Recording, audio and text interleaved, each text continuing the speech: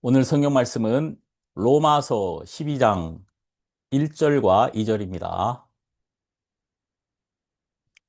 신약성경 로마서 12장 1절과 2절 제가 읽습니다. 그러므로 형제들아 내가 하나님의 모든 자비하심으로 너희를 권하노니 너희 몸을 하나님이 기뻐하시는 거룩한 산 제사로 드리라. 이는 너희의 드릴 영적 예배니라.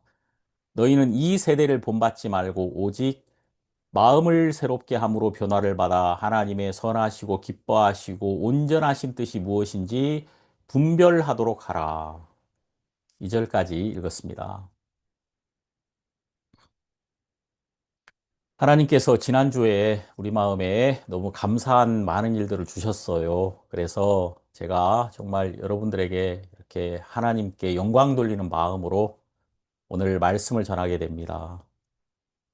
주의 영광을 보리라. 이것은 이번 우리 수양회 제목인데 요한복음 11장에 나오는 말씀이죠. 네가 믿으면 하나님의 영광을 보리라. 나사로가 무덤에 갇혀 있을 때 무덤에 있습니다. 그때 예수님이 이제 무덤에 가셔서 돌을 옮겨 놓으라 그랬죠. 그때 마르다가 주여 죽은 지 나흘이 되었음에 냄새가 나나이다 이렇게 말합니다. 그때 예수님이 내 말이 네가 믿으면 하나님의 영광을 보리라 하지 아니하였느냐 이렇게 말씀하고 마르다는 돌을 옮겨 놓습니다. 그리고 마르다는 주의 영광을 보게 됩니다. 나사로야 나오너라. 그때 죽었던 나사로가 몸을 배로 동인 채 무덤에서 나왔단 말입니다. 마르다는 믿음이 없었는데 그가 주의 영광을 보았습니다. 그가 믿었던 것은 자기가 의지나 각오로 믿은 것이 아니라 예수님이 그를 믿을 수밖에 없도록 그를 이끌어 주셨던 것이죠. 내 말이 네가 믿으면 하나님의 영광을 보리라 하지 아니하였느냐라고 말할 때 마르다는 그 말씀을 통하여 믿게 된 겁니다. 그리고 돌을 옮겨 놓았던 거죠. 그때 하나님의 영광을 보게 됩니다. 저는 여러분들이 아무리 연약하다 하더라도 예수님이 여러분들보다 더 강력한 의지를 가지고 여러분들을 이끌어 주시고 여러분들에게 말씀하시고 여러분들을 믿게 하시면 여러분들은 믿을 수 있고 하나님의 영광을 볼 수 있는 겁니다. 영광을 보는 건 빛이 비춰주면 보게 됩니다.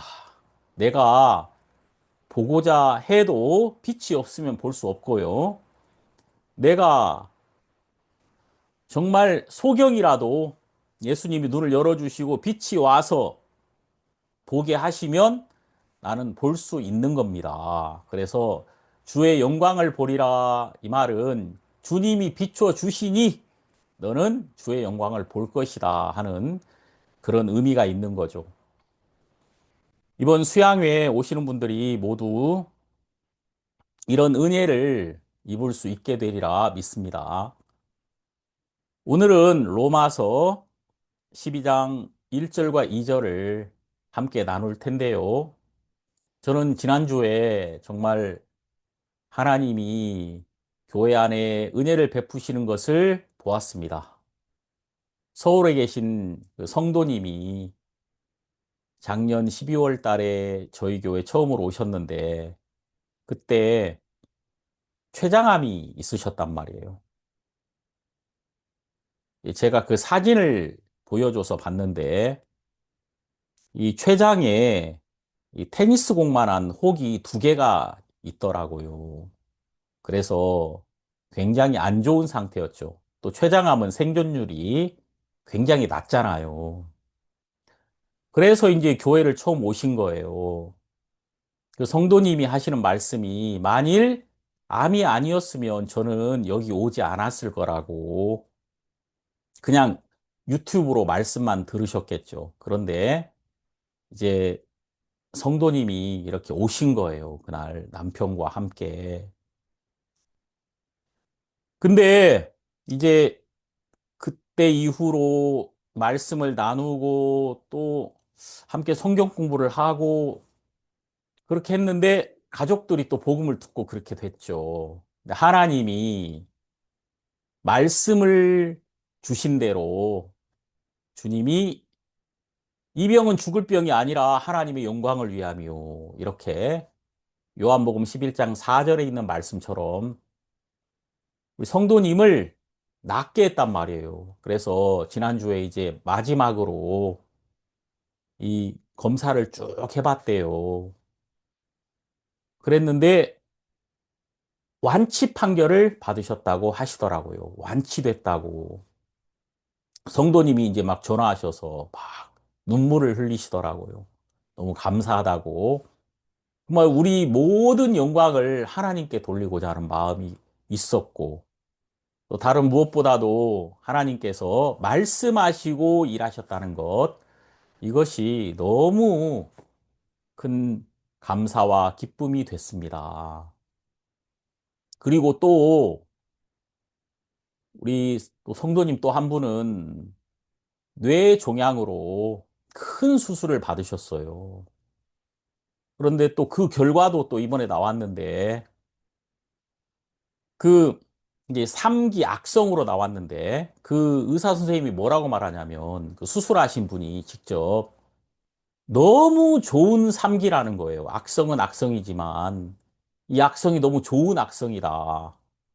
예, 그게 무슨 말이냐면 2기와 같은 악성이라는 거죠. 이 수술이 너무 잘 됐고 또 하나님이 이 분에게 다시 여기에 이 병에 시달리지 않고 여기서 벗어나서 건강하게 사실 수 있도록 그 선생님이 그 보내주신 6장의 레터가 있는데 그 레터에 저는 정말 이렇게 기쁜 소식으로 가득 찬 의사가 보낸 레터는 처음 봤어요. 제가 이제 그걸 읽으면서 아, 하나님이 이 자매에게 은혜를 베풀어 주셨구나. 막 그런 정말 뜨거운 마음이 생기더라고요.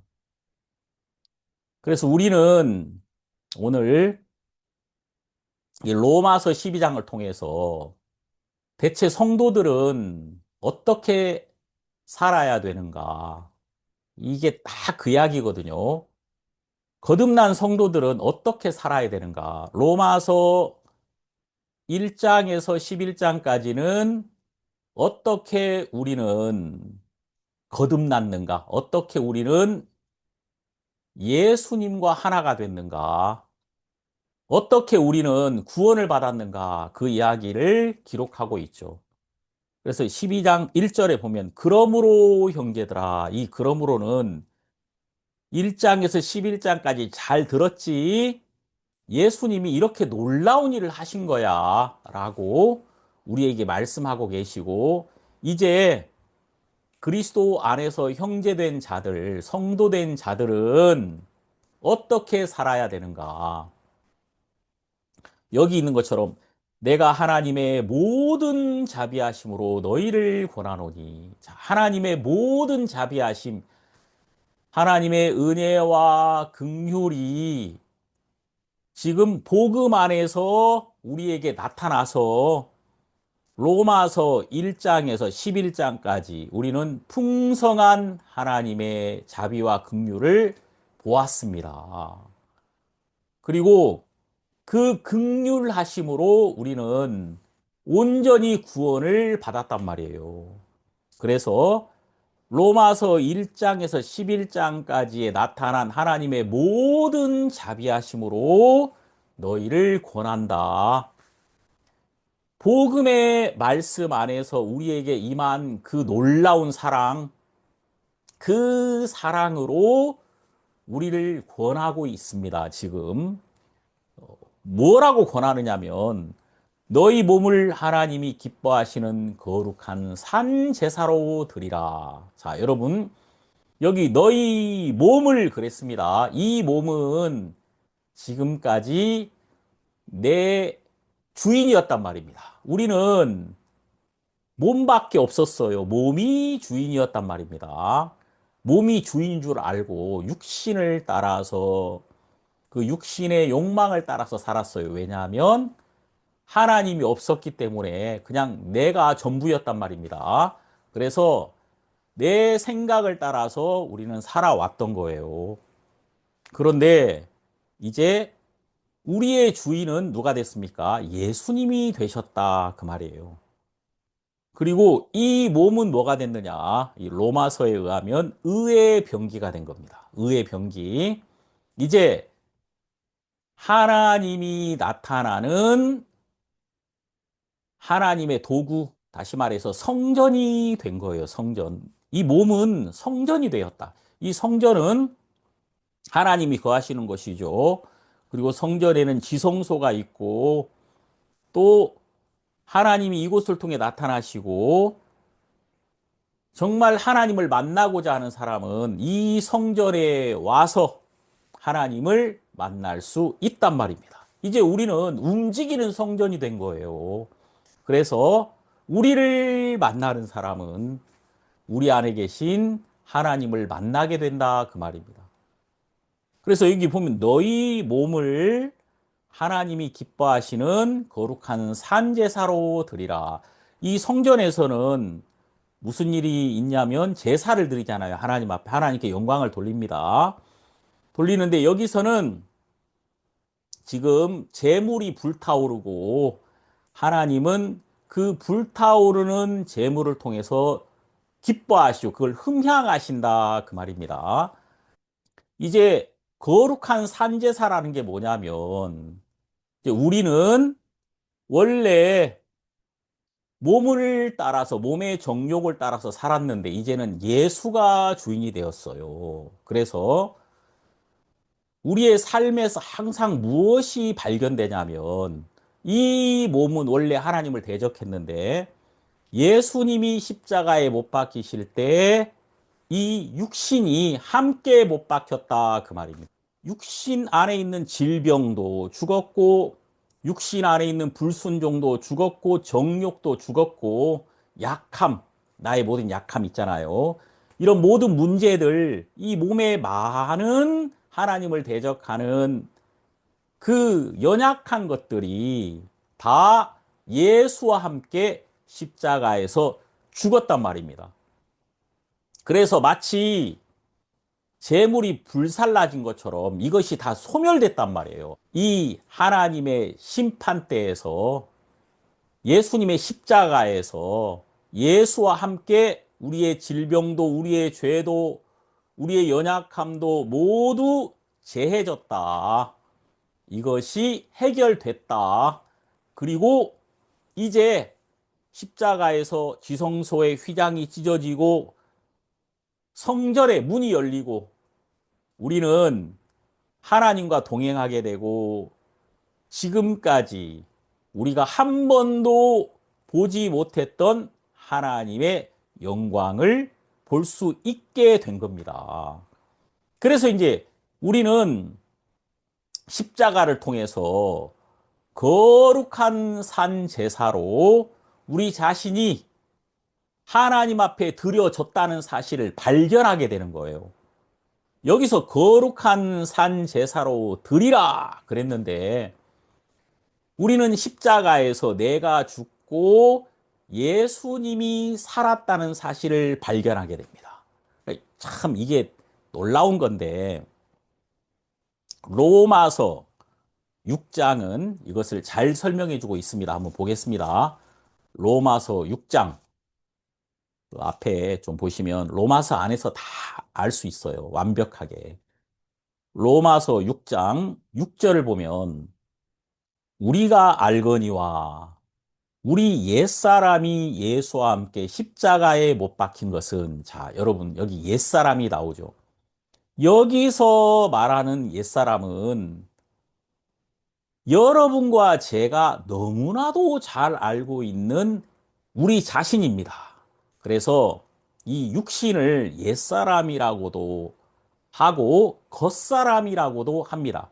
옛사람과 겉사람, 이것은 같은 말이에요.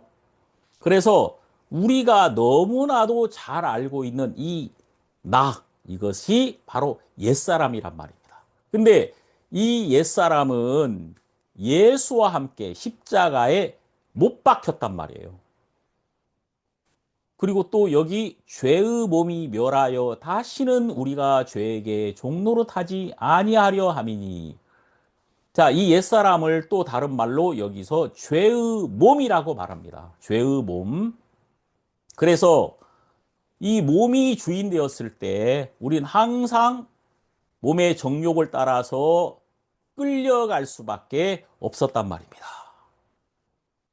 그런데 진짜 놀라운 건 뭐냐면 예수님이 십자가에서 그 보배로운 피를 흘리셨던 겁니다.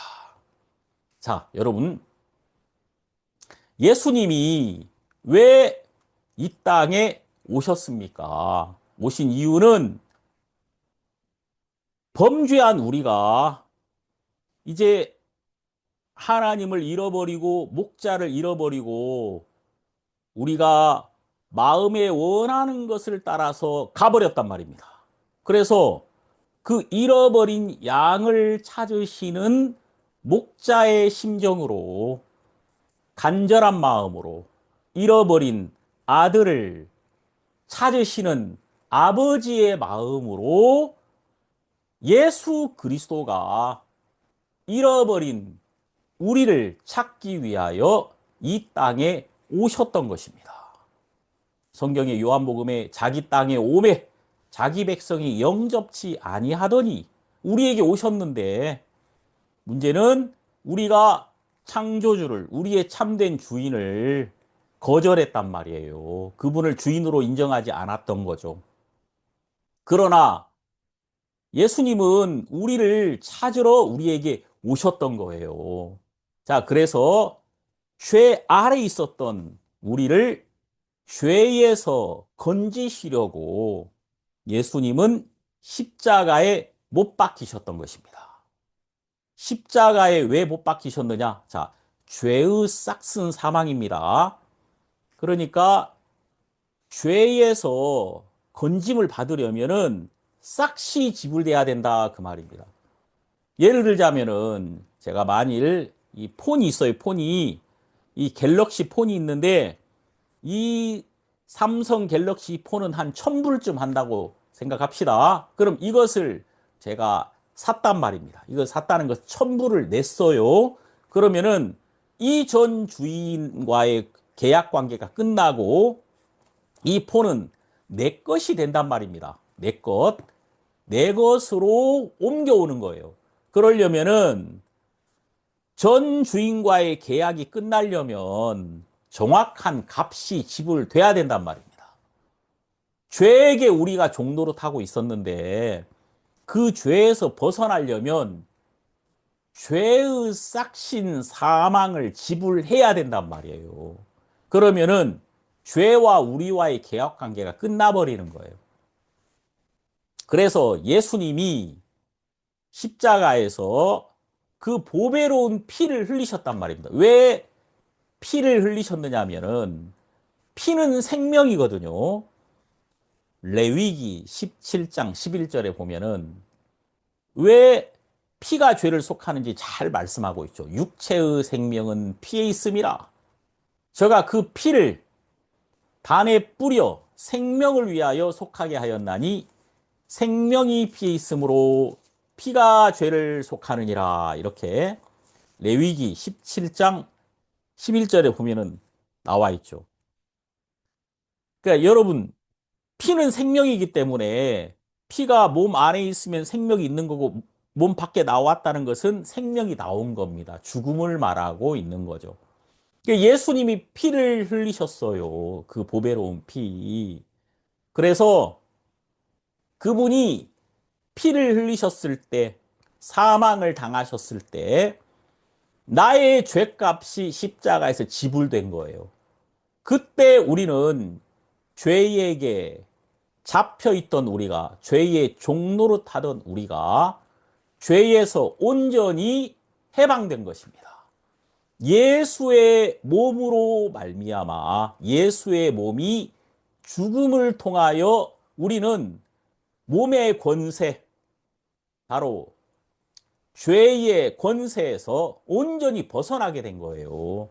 그래서 나를 위하여 값을 지불하신 그 예수 그리스도의 것이 되었다, 그 말입니다.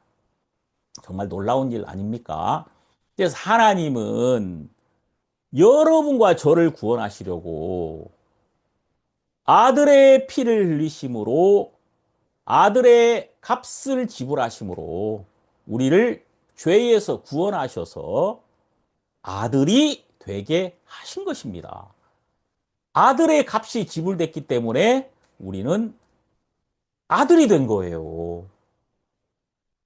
자, 그래서 여기 있는 것처럼, 지금 로마서 6장 6절에 있는 것처럼, 죄의 몸이 멸하여 다시는 우리가 죄에게 종노릇하지 아니하려 함이니.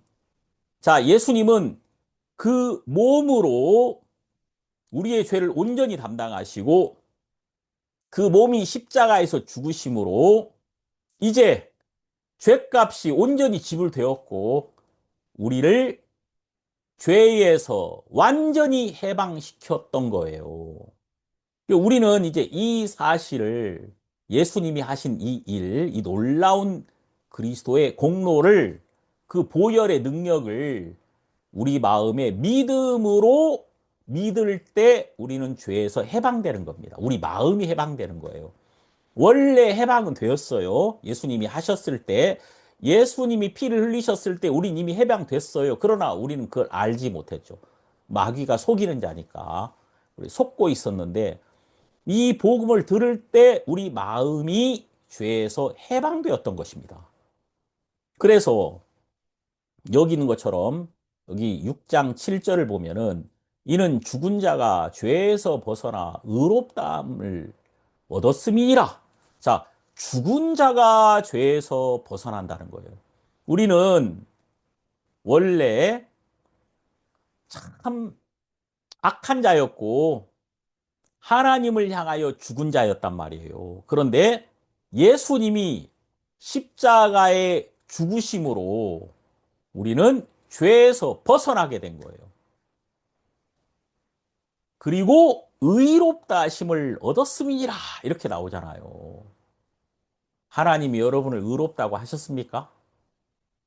예, 의롭다고 하셨습니다. 자, 어떻게? 성경이 분명히 나오죠. 로마서 4장 25절. 예수는 우리 범죄함을 위하여 내어줌이 되고 또한 우리를 의롭다 하심을 위하여 살아나셨느니라. 자, 복음의 핵심입니다. 복음은 예수님의 죽으심과 예수님의 의롭다 하심입니다. 그의 죽으심은 우리 죄 때문이고 그의 부활하심은 바로 우리를 의롭다고 하기 위하여 부활하신 겁니다. 여러분, 사람이 죄를 지으면 감옥에 가잖아요. 감옥에 갔다는 것은 죄값을 치르기 위하여 가는 거죠. 그리고 죄값을 다 치루었을 때 감옥에서 나옵니다. 그가 나왔다는 것은 죄를 모두 씻었기 때문에, 죄값을 치루었기 때문에 더 이상 거기 갇힐 필요가 없는 겁니다. 그래서 나왔다는 것은 죄가 씻어졌다는 것이고 의롭게 되었다는 겁니다. 그래서 예수님이 우리를 위해서 죽으실 때 우리 죄 때문에 죽으셨고 우리 죄값을 완전히 치루시고 죄가 끝났기 때문에, 죄값이 완전히 지불됐기 때문에 예수님은 부활하신 겁니다. 그래서 그가 부활하셨다는 것은 우리 죄가 완전히 끝나고 우리를 죄에서 해방시켰고 죽음에서 해방시켰고 이제 예수님 안에서 예수와 하나가 됐다는 명백한 증거가 된 겁니다. 그래서 예수님이 부활하실 때 우리도 함께 살아났던 거예요. 그래서 예수의 생명 안에 우리가 있게 된 겁니다. 이제 우리는 의롭게 된 거예요. 그게 부활의 목적이었단 말입니다. 그래서 만일 여러분들이 죄가 아직 마음에 있다라고 한다면 그 사람은 의롭다 하시는 하나님의 음성을 듣지 못한 사람이에요. 부활을 믿지 못하는 거죠.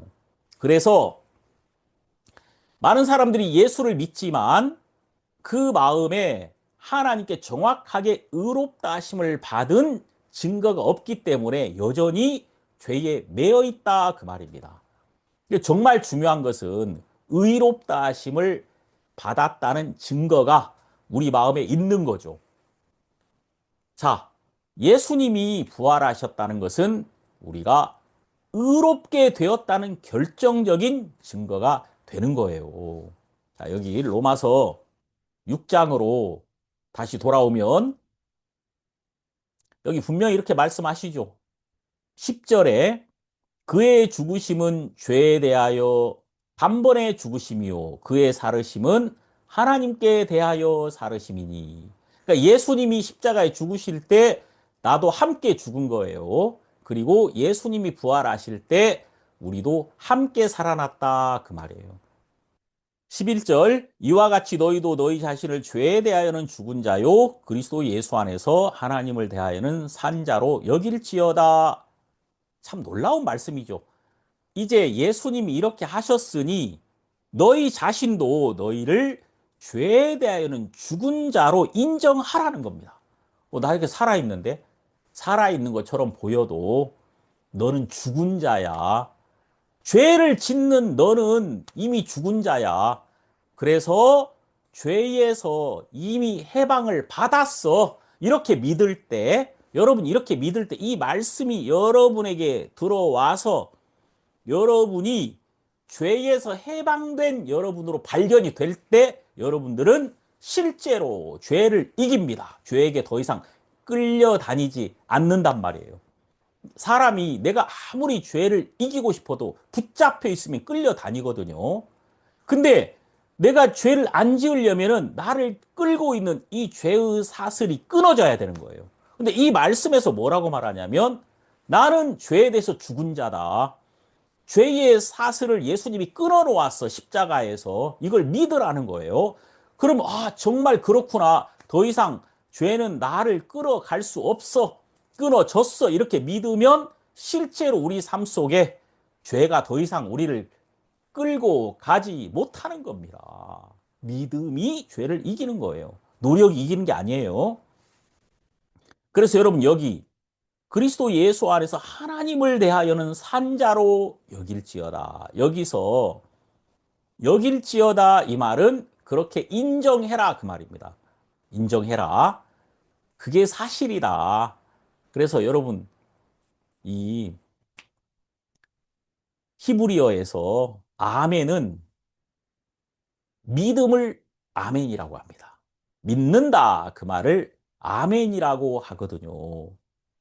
그러니까 너희는 죄에 대해서 죽은 자고 그리스도 예수 안에서 하나님을 대하여는 산 자야 라고 말할 때 아멘 하라 그 말이에요. 아멘. 이것을 인정해라. 그렇게 그게 믿음입니다. 이 말씀을 그대로 받아들일 때 우리는 분별을 하게 되는 거예요. 이게 죽은 거구나. 이것이 산 것이구나. 이렇게 분별을 하게 되는 것이다. 그 말이에요. 내가 하나님을 향하여 산 자라면 하나님과 대화가 되겠죠. 그리고 하나님의 능력을 받을 수 있겠죠. 하나님과 동행할 수 있겠죠. 하나님께 예배가 가능하겠죠. 그래서 이 말씀은 우리를 하나님 앞에서 산자로 살게 하는 겁니다.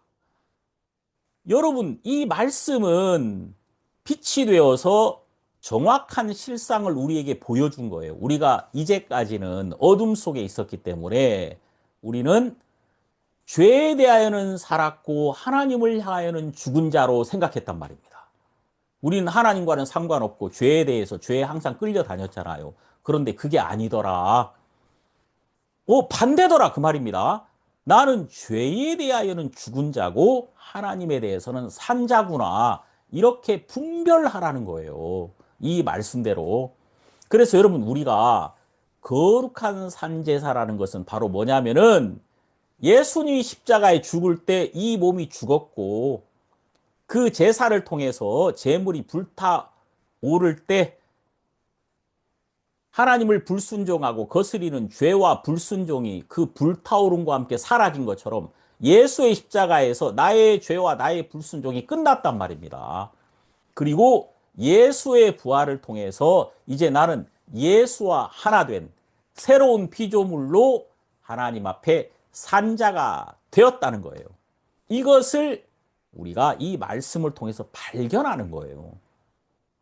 이 너무 놀랍지 않습니까? 자, 그래서 여러분 여기 다시 로마서 12장 1절로 오면은 하나님이 기뻐하시는 거룩한 산제사로 드리라. 이 말은 너희는 십자가에서 예수와 함께 죽은 자요 예수와 함께 산 자로 너희를 그렇게 인정하라는 겁니다. 나는 그리스도 안에서 더 이상 육체를 따라 사는 삶이 아니라 예수 그리스도가 나의 주인이 되어서 나를 인도하고 예수님이 내 몸을 통해서 나타나신다. 그 나타나심이 매우 자유롭고 예수님이 딱 나를 잡고 주인이 됐기 때문에 이제 더 이상 내 생각이나 내 판단 이것을 이기시고 예수님은 나의 삶 속에 일하실 수 있게 되었다는 것입니다. 이것을 우리가 우리의 삶에서 매일매일 발견하는 거예요. 여러분, 이것이 내 자신을 거룩한 산제사로 드리는 겁니다. 십자가에서 죽은 나를 발견하고 그리고 예수님이 내 안에 살아계시는 것을 발견하는 거예요. 자, 이것을 갈라디아서 2장 20절은 너무 분명하게 말씀해 주고 있죠. 갈라디아서 2장 20절에 보면 이렇게 나오죠. 내가 그리스도와 함께 십자가에 못 박혔나니 그런즉 이제는 내가 산 것이 아니요 오직 내 안에 그리스도께서 사신 것이라. 이제 내가 육체 가운데 사는 것은 나를 사랑하사 나를 위하여 자기 몸을 버리신 하나님의 아들을 믿는 믿음 안에서 사는 것이다. 자, 여러분, 더 이상 설명이 필요 없을 정도로 분명한 말씀이죠. 내 안에 이제 그리스도가 사신단 말입니다. 이 육체는 전에는 주인이었지만 지금은 더 이상 나의 주인이 될 수 없다는 거예요. 그래서 여러분, 그 바울이 고린도전서 2장에서 나는 딱 두 가지만 알 거야. 예수 그리스도와 그의 십자가에 못 박히신 것. 나는 이 두 가지 말고는 아무것도 알지 않기로 작정했다. 왜냐하면 그가 신앙생활을 해보니까 다 무익한 거더라 그 말입니다. 딱 두 가지가 자기에게 항상 능력이 되더라. 첫 번째 예수 그리스도, 예수가 그리스도가 된 것. 십자가에서 예수님은 우리의 주인이 되신 거예요. 예수님 십자가에서 다 이루었다라고 말하신 것은 바로 그분이 나의 참된 창조주셨기 때문에 나에게 오셨고 나를 담당하셨고 나를 책임지시고 십자가에서 나를 온전히 구원하신 거예요. 여러분, 내 아이들은 내가 낳았으니까 내가 보호자입니다. 내가 책임져야 합니다. 이 아이들이 불행에 빠지면 그 아이들이 스스로 어떻게 할 수 없잖아요. 내가 책임져야 되는 거예요. 나로 말미암았으니까. 자, 우리는 하나님이 지으셨습니다. 하나님이 우리를 지으신 우리의 참된 주인이시란 말이에요. 우리가 죄에 빠졌을 때 우리를 건지실 분, 우리를 책임지실 분은 하나님 한 분밖에 없어요. 그래서 하나님이 그 아들을 우리에게 보내셨던 겁니다. 그 예수님이 자기 땅에 오셔서 우리의 죄를 담당하시고 십자가에 못 박히셔서 다 이루었다라고 말씀하신 것은 그분이 책임지신 거예요. 이사야 53장 6절에 우리는 다 양 같아서 그릇 행하여 각기 제 길로 갔거늘 여호와께서는 우리 무리의 죄악을 그에게 담당시키셨도다. 자, 예수님은 우리의 담당자입니다. 왜? 우리를 지으신 우리의 참된 주인이니까. 그래서 예수님이 십자가에서 우리를 책임지시고 우리를 담당하심으로 그분이 우리의 참된 주인이심을 선포한 거예요. 그래서 십자가에 예수님 못 박히셨다는 것은 바로 온 세상을 향하여 내가 주인이야 이렇게 선포한 거예요. 너희들의 주인이 나야. 내가 지었기 때문에 내가 책임지는 거야.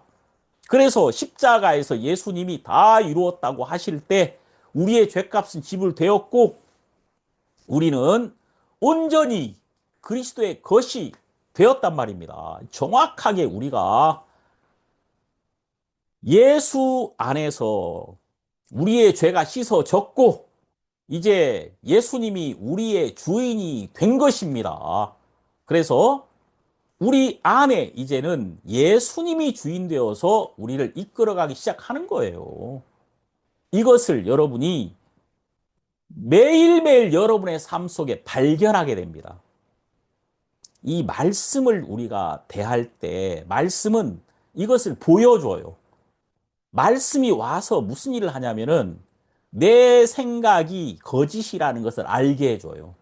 왜냐면 말씀과 내 생각은 항상 부딪히거든요. 이게 항상 반대로 간단 말입니다. 내 생각은 육신이 주인이라고 말하고 그리고 경험을 통해서 항상 나를 압박하거든요. 나를 절망으로 밀어넣죠. 근데 하나님의 말씀은 항상 나를 절망에서 건져내서 예수 그리스도의 부활 안에 나의 삶이 있으며 그의 승리 안에 나의 승리가 있으며 그의 의롭다 하심과 그의 거룩하심이 이미 내게 임했고 이제 나는 예수의 거룩함으로 거룩하며 예수의 의로우심으로 의로우며 예수의 지혜로 모든 것을 열어가며 예수의 아들 되심이 나의 아들 되심이 되었고 예수에 있는 모든 조건이 내가 언제든지 희망을 가질 수 있는 조건이 되어버린 것입니다. 그래서 여러분 이제 내 안에 예수가 사시는 거예요. 그래서 여러분 참 이 거룩한 산제사라는 것은 다른 것이 아니라 바로 우리의 매일의 삶 속에 내가 사는 것이 아니라 내 안에 예수님이 살아계신다는 것 이것이 정말 발견이 되잖아요. 이 육체라는 것이 옛날에는 나를 끌고 다니는 것이었는데 이제는 육이 더 이상 나의 주인이 될 수 없고 이것이 이미 불태워진 것이고 소멸된 것이고 나의 참된 주인인 예수 그리스도가 말씀으로 나를 항상 이끌어 가고 있다는 것을 우리가 십자가에서 발견하는 거예요. 그리고 여러분 성경에 그 다 이루었다는 게 완료형으로 되어 있는데 그게 어떤 의미냐면요. 헬라어로 이 완료형인데 예수님이 2000년 전에 다 이루었다고 하신 그때부터 이 능력은 지금까지 계속 유효하단 말입니다. 언제든지 그 말씀은 항상 지금 선포한 것처럼 능력으로 우리에게 나타나고 있다는 거예요. 얼마나 감사한 일입니까? 자, 로마서 12장 1절에서 계속 이는 너희의 드릴 영적 예배니라. 자, 우리 인간이 창조된 목적은 예배입니다. 예배. 예배는 하나님의 영이 우리 몸을 통하여 나타나는 겁니다. 우리가 지음을 받은 목적은 하나님의 형상으로 지어져서 하나님이 우리를 통해 나타나기 위함이거든요. 하나님은 안 보이시잖아요. 그래서 보이지 않는 분이 나를 통해서 나타나고 싶은 거예요. 어떻게? 우리 인간이 흙으로 됐잖아요. 그래서 말씀이 우리에게 심기면 우리 삶을 통해서 하나님이 나타나는 겁니다. 여자가 남자의 씨를 받아서 남자와 닮은 아이를 낳는 것처럼 우리가 하나님의 말씀의 씨가 오면은 우리 삶의 열매가 나타나요. 저절로 영적 열매들이 그것은 하나님과 닮은 열매. 야, 이건 정말 하나님이야 라는 것이 우리의 삶을 통해 나타나는 겁니다. 이것이 예배거든요, 여러분. 우리는 전에 우리를 나타내기 위해서 살았습니다. 하나님과 끊어져 있었단 말입니다.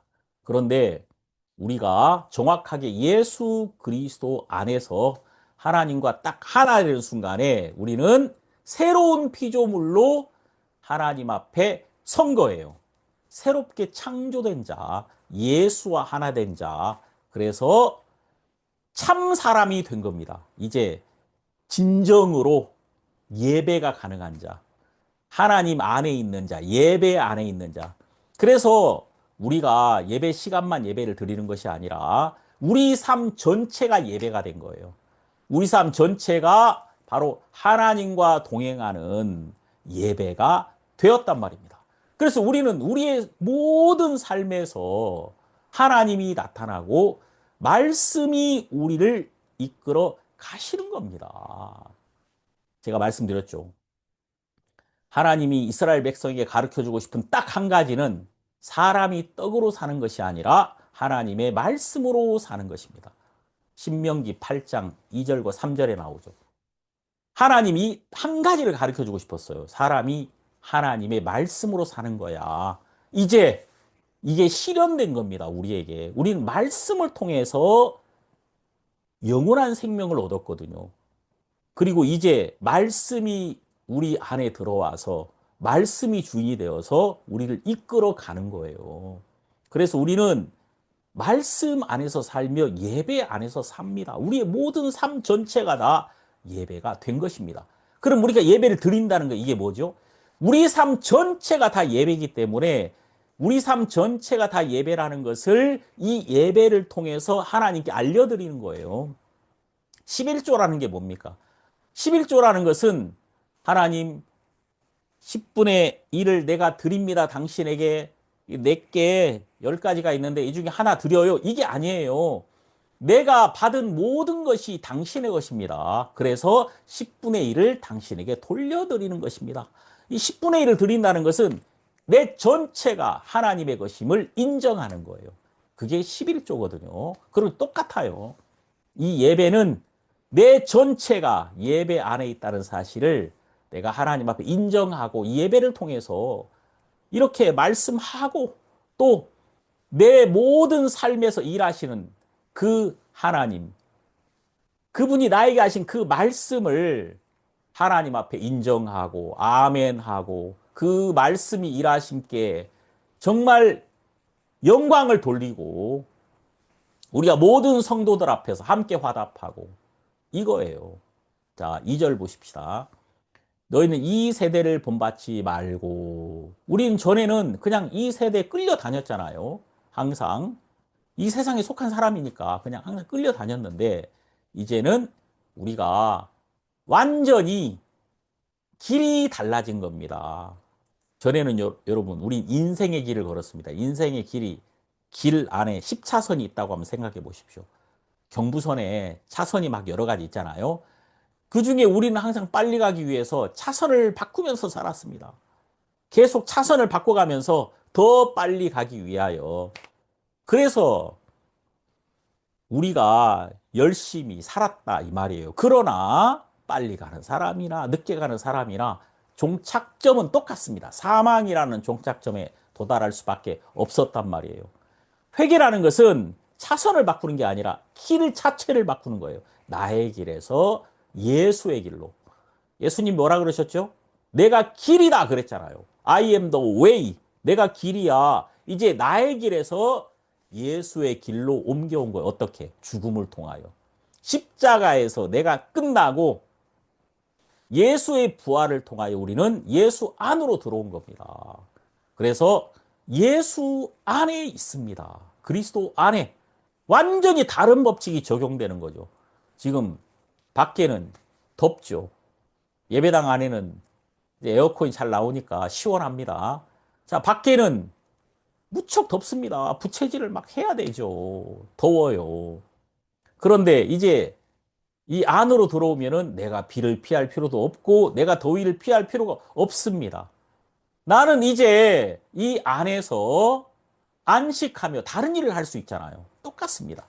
이제 전에는 나는 내가 나를 위하고 내가 죄와 싸우고 근데 이미 내가 죄를 이긴 자고 사망을 이긴 자고 이 세상에 속한 자가 아니며 하나님 안에서 안식을 얻은 자가 됐습니다.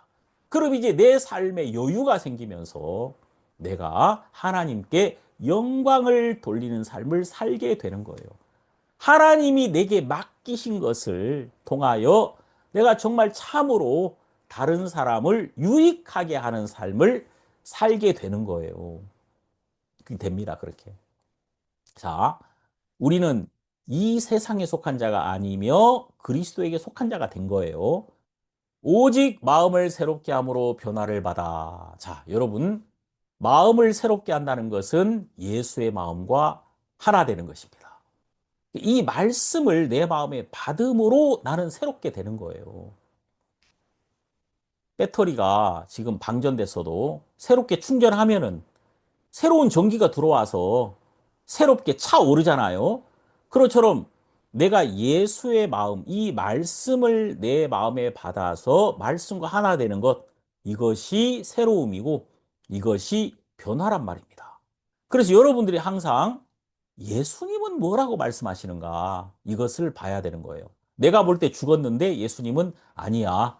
죽은 것이 아니고 자는 거야. 라고 말씀하십니다. 그리고 내가 볼 때는 나는 아무것도 없는 자인데 예수님은 아무것도 없는 자 같으나 모든 것을 가진 자야. 내가 볼 때 난 가난한 자인데 아니야. 너는 가난한 자가 아니야. 너는 오히려 다른 사람을 부요하게 하는 자야. 이렇게 말씀하시죠. 내가 볼 때 난 근심하는 자인데 아니야. 너는 기뻐하는 자야. 너는 다른 사람에게 소망을 줄 수 있는 자야. 이렇게 말씀하시고 있단 말입니다. 항상 여러분, 그래서 우리는 말씀과 화합될 때 새로움을 가집니다. 그리고 변화가 나타나는 거예요. 우리가 이 성경을 열 때마다 우린 변화됩니다. 말씀과 만날 때마다 새로워집니다. 그래서 여러분, 예배 안에 있는 것이 굉장히 중요한 거예요. 자, 그 다음에 보면은 하나님의 선하시고 기뻐하시고 온전하신 뜻이 무엇인지 분별하도록 하라. 이 분별이라는 말은 이게 헬라어로 시험하고 확증하며 삶을 통해 드러내라 그 말입니다. 이것을 분별이라고 하는 거예요. 분별, 시험하고 확증하며 삶을 통해 드러내라는 겁니다. 이 분별이라는 것은 예배 안에서 가능한 겁니다. 여기 보면 하나님의 선하시고 기뻐하시고 온전하신 뜻이 나타나면 분별이 됩니다. 하나님의 뜻이 정확하게 보여지잖아요. 그러면은 내 생각이 거짓되다는 것을 알게 되고 이것을 버리게 되는 거예요. 분별할 수 있게 된다 그 말입니다. 제가 호주에 있다가 한국에 들어왔어요. 다음날 운전을 하고 어디 가는데 제가 이렇게 작은 국도길에서 이제 우리 동생한테 들어갔다가 이제 나오다가 제가 착각을 한 거예요. 차가 없는 작은 국도길이니까 호주식으로 운전을 하게 된 겁니다. 그 호주하고 한국은 반대거든요, 완전히. 차는 항상 우측으로 달려야 되잖아요. 그래서 여러분 한국 사람들은 항상 길을 건널 때 왼쪽을 바라봅니다. 왜냐하면 차가 오른쪽에서 오거든요, 항상. 근데 호주는 반대예요, 반대. 제가 순간적으로 착각해가지고 왼쪽으로 막 달린 거예요. 그러니까 이 벤츠 승용차 한 대가 하얀색 정면으로 막 달려오는 겁니다. 깜짝 놀래가지고 제가 오른쪽으로 가야 되는데 더 왼쪽으로 간 거예요. 습관을 쫓아서. 그 운전하시는 분이 문을 열고 뭐라고 하냐면은 어느 나라에서 왔어! 하고 막 저에게 고함을 지르더라고요. 그분도 참 희한한 분이죠. 욕을 한 게 아니라 어느 나라에서 왔어! 이렇게 얘기하는 거예요.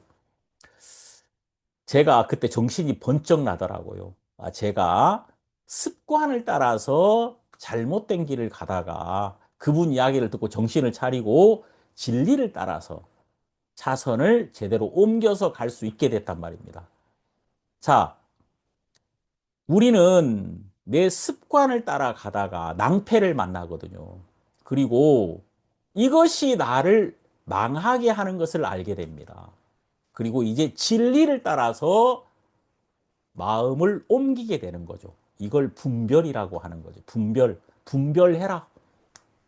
이 분별은 진리가 와서 우리로 분별하게 해줍니다. 정확하게 육신의 생각은 사망이구나. 그리고 영의 생각은 생명과 평안이구나. 이 사실을 분별하게 됩니다. 우리가 진리를 듣고 진리를 따르는 동안에 분별하는 마음이 생깁니다. 아, 내가 주인이 아니었는데 내가 주인 노릇을 하고 있었구나. 내가 왜 이렇게 무겁고 짐을 지려고 했는가 했더니 예수님이 주인이신 것을 내가 모르고 있었던 거예요. 그러면서 내 짐을 예수님에게 온전히 넘기고 나는 안식하게 됩니다. 우리가 이 예배 안에 있는 동안에 우리는 예수님을 높이게 되고 예수님을 높이는 동안에 나는 안식하게 됩니다. 참 이런 삶을 하나님은 살게 하고 싶으신 거예요. 우리를 통해서 예수님이 온전히 높아지고 예수님이 온전히 해결하시고 우리는 무익한 자가 되고 예수님은 능력 있는 자가 되셔서 우리 삶에서 영광을 받으시고 항상 이렇게 우리 삶에서 예수님은 일하십니다. 그러니까 여러분들이 우리 성도님들이 이런 삶을 배우고 있다는 게 얼마나 감사합니까? 우리가 전에는 몰랐는데 이런 삶을 배우잖아요. 제가 며칠 전에 우리 성도님 한 분하고 차를 타고 어디 가는데 그런 말씀을 하시더라고요. 말씀이 일하는 세계를 이제 알겠다고. 정말 전에는 이걸 몰랐다고. 전에는 내가 항상 일하려고 했는데, 아, 말씀이 일하시는구나. 이것을 아니까 너무 감사하다고. 제가 그 형제님께서 그 말씀하시는데 너무 감사했어요, 마음속에. 우리 성도님들이 이런 믿음을 배워서 이 로마서에 나오는 모든 영적인 열매가 우리 삶에 가득하게 되기를 바랍니다. 여러분, 하나님은 우리를 기쁘게 하시는 분입니다. 하나님은 우리를 짐지우시는 분이 아닙니다. 하나님은 여러분과 저를 통해서 그분이 일하심으로 우리에게 안식을 주시고자 하는 우리의 참된 주인이시고 우리를 참으로 사랑하는 분이십니다. 그래서 우리가 그 사랑 안에서 평안하고 그분이 얼마나 우리를 사랑하셨는지, 그분이 얼마나 우리를 위하셨는지, 그분이 얼마나 우리 앞서 행하시면서 우리를 돕고 계시는지 이런 사실들을 우리가 매일매일 발견하고 말씀 안에서 하나님을 기뻐하고 감사하고 또 성도들 간의 교제가 깊어지고 그런 은혜가 우리 은혜의 보험교회 성도님들 안에 풍성해지게 되기를 바라고 우리 수양회 때 우리 모두 함께 쉬면서 주의 영광을 보게 되기를 바랍니다. 기도하겠습니다. 하나님 아버지 고맙습니다. 우리를 말씀 안에서 복되게 하시고 우리가 지금까지 알지 못했던 우리 주님 안에서 평안을 누리는 삶을 가르쳐 주셔서 감사합니다. 우리가 할 수 없는 자임을 발견하고 내려놓고 주님께 맡길 때 우리에게 안식이 찾아오고 우리 주님께서 일하시는 새로운 날들이 우리 삶에 시작된다는 것을 알게 됩니다. 하나님 아버지, 우리 성도님들의 병을 온전히 담당하시고 그들을 고쳐주신 주님께 영광을 돌리고 또 우리의 삶 속에 매일매일 우리의 짐을 짊어지시고 우리 성도님들에게 평안과 기쁨을 주시는 주님께 감사합니다. 이번 한 주간도 주님 영광 받으시고 우리 모든 성도님들에게 기쁨을 주소서. 우리 앞에 전도의 문을 열어주시며 또 우리가 기도하는 우리 주변에 있는 모든 사람들을 우리 주님께서 건져 주소서. 수양회를 통해서 우리 성도님들을 지금까지 알지 못했던 주의 영광을 보게 하시고 또 감사하는 마음을 크게 하시며 우리를 위해 준비하신 주의 은혜의 선물이 우리 삶에 가득하게 하소서. 우리 주님께 감사드리고 예수님 이름으로 기도드립니다. 아멘.